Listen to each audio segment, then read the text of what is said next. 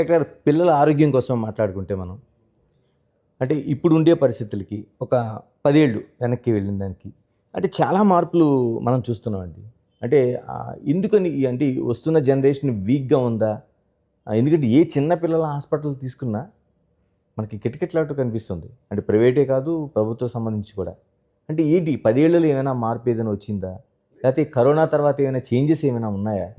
No, corona తర్వాత next year డెఫినెట్గా we had a lot of sickness. ఎందుకంటే corona టైంలో 2 ఇయర్స్ ఏంటంటే మన చిల్లలు అందరూ ఏ ఫ్యామిలీస్, ఏ ఎకనామిక్ స్టేటస్ ఫ్యామిలీస్ అయినా కానీ we kept children in close doors.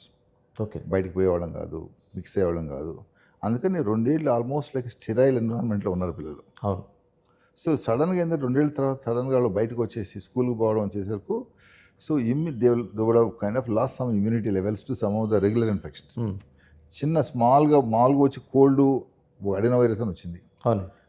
ఇది చాలా ప్రాబ్లం క్రియేట్ చేసింది. మామూలుగా అడినో వైరస్ అంటే కాఫ్ కోల్డ్ వచ్చేసి వెళ్ళిపోతాయి.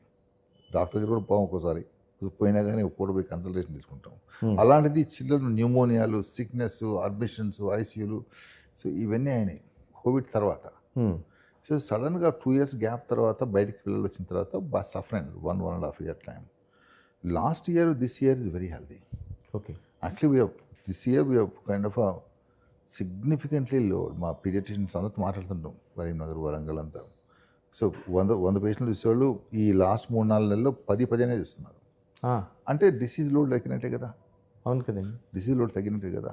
అది అందుకని లాట్ ఆఫ్ గవర్నమెంట్ ముందు మాట్లాడినప్పుడు ఈ వ్యాక్సినేషన్ అయితేనేమి, ఓవరాల్ ఫుడ్ హైజీన్, జనరల్గా ఏంటంటే food also it's improved significantly. ఇందుకు ముందుగా రైస్ ఏదో వేస్తున్నాం జనాలు, ఏ క్లాస్ అయినా కానీ this some nutritious food going on. అంతా మల్ న్యూట్రిషన్, అన్హెల్దీనెస్ చూడట్లేదు. And hygiene also improved significantly. So lot of things are getting better. మీరు అన్నట్టు వ్యాక్సినేషన్ కోసం మాట్లాడుకుంటే చిన్నపిల్లలకి పుట్టిన దగ్గర నుంచి ఆ వ్యాక్సినేషన్ అనేది చాలా అంటే ఎక్కువ అనిపించట్లేదండి అసలు. ఎందుకంటే మనం చూస్తున్నాం పుట్టిన దగ్గర నుంచి పిల్లలకి చివరికి ఎలా అయిపోయిందంటే తల్లిదండ్రులకి ఈ వ్యాక్సినేషన్ అవసరమా లేకపోతే డాక్టర్లు అనవసరంగా వేస్తున్నారా అనే ఒక పరిస్థితి కనిపిస్తుంది. There are some essential vaccinations. Okay. Essential vaccinations అంటే which is the pentavalent vaccines ఉన్నాయి. అవన్నీ చాలా చాలా ఇంపార్టెంట్. ఇంక some vaccines which are kind of ఇంతకు ముందు ఇచ్చేవాళ్ళం కాదు, hepatitis ఏలని, టైఫాయిడ్లని.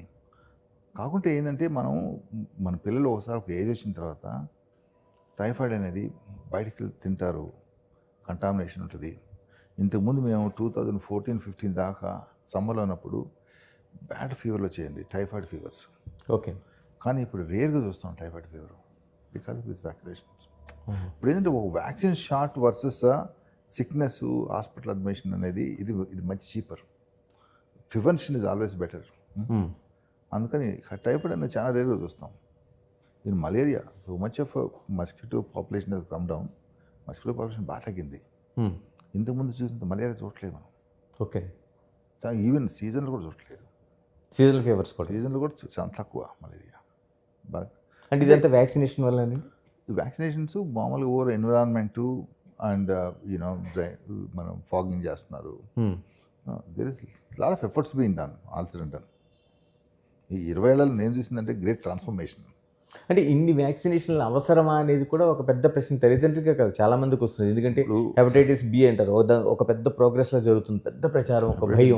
Hepatitis B is an important disease, we have to protect it. అంటే ఇన్ని ఎలా చూస్తామంటే మనం ఒక డిసీజ్ వర్సెస్ వ్యాక్సిన్. ఈ వ్యాక్సిన్ వేసిన తర్వాత ద ప్రొటెక్షన్ ఉంటుంది. The protection also life long protection ఉంటుంది. దానివల్ల ఎనీ టైం హెపటైటిస్ బి అనేది సీరియస్ డిసీజ్ అండి. ఈ shortens life, it can cause cancers, liver problems, సిరోసిస్లు చాలా వస్తాయి. So why to go through that? ఇంతకుముందు చాలా హెపటైటిస్ ఏ చూసేవాళ్ళం మేము. వ్యాక్సినేషన్ వల్ల హెపటైటిస్ ఏ చూడలేదు, టైఫాయిడ్ చూసాం చూడలేదు. ఇవన్నీ ఒకప్పుడు ఆప్షనల్ వ్యాక్సిన్స్, ఇప్పుడు ఏంటంటే రెగ్యులర్ రికమెండ్ చేస్తున్నారు.